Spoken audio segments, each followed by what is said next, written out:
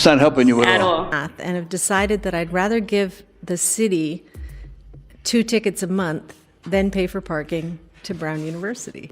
The people that are making their kids pay bring their kids to court. Yeah, I'm a sap. That's what I am. As a way of snaking out of the fines that she racked up while using. Box the kid out, you knock him down. Sometimes, because he's young, he's faster. Ever ask someone what time it is, and they start explaining how to build a watch? That's what's happening here. Can the defendant really make Judge Caprio see something that isn't even there? And one red light. The red light is on North Main Street and Branch Avenue. This is summons number 154096. I actually already saw it prior to you coming in, and I went outside to set up a payment plan to pay this ticket. So yes, She brought a photo to show what had happened.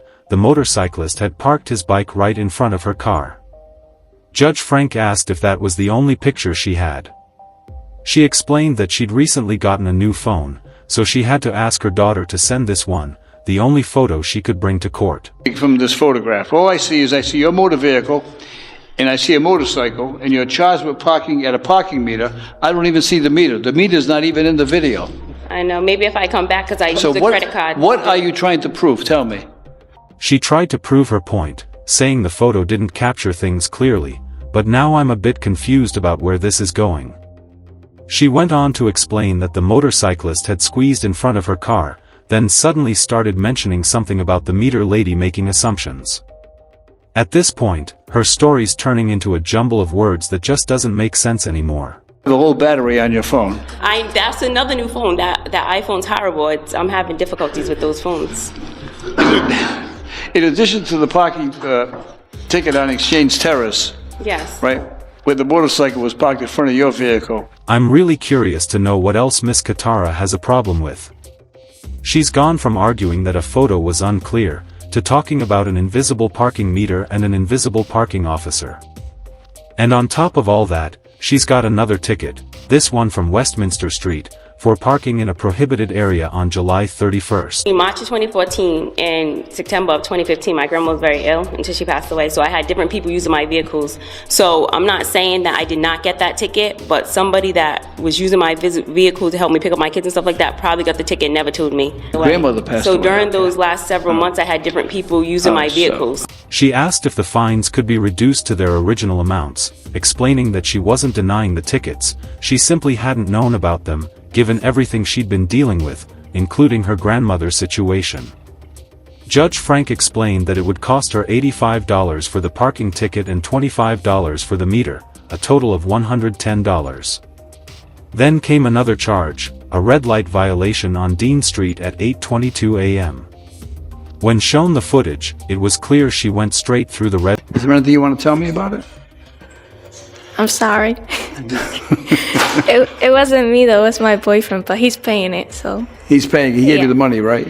No. But he will. Yes. And if he doesn't? He's gonna. He's gonna. Yeah. And if he doesn't, he'll be an ex-boyfriend? No. Not that much, huh? She must really trust him. That's some serious confidence right there.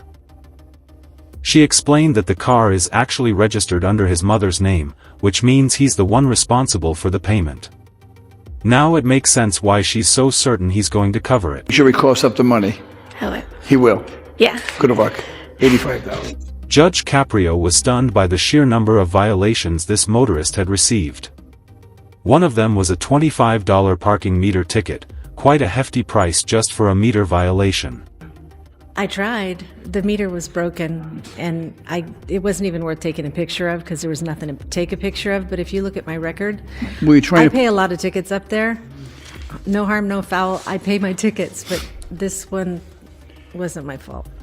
There were 16 people in the courtroom, and Judge Frank joked that he'd bet Denise had received more tickets than everyone else combined. Curious, he turned to the court administrator and asked how many tickets he thought Denise had paid in the past. The reply was 100. Then he asked his son David, who guessed 130. So, how many tickets do you think Denise has actually paid over the years? Quinn has a term for people who get a bunch of tickets. He calls them frequent flyers. So you are the prima donna frequent flyer. Can we add here, though, this is over more than... Well, Denise has paid for 154 tickets, and if you multiply that by 3 for all the times she didn't get caught, that's another 462. Judge Frank smiled and told her she didn't have 155, because he was dismissing this one. Inspector Quinn joked that he should thank her for helping fund his pension. That's how many tickets she's paid over the years. No wonder why you wanted to cut the line. Good luck. Okay, You thanks. should have gold star status. Denise, get back there. I just want to say that you're a good sport, right? You know we're just having fun with you. You don't feel offended. I hope not. Not at all. Okay, good. Fair's fair. Okay. I parked, I pay.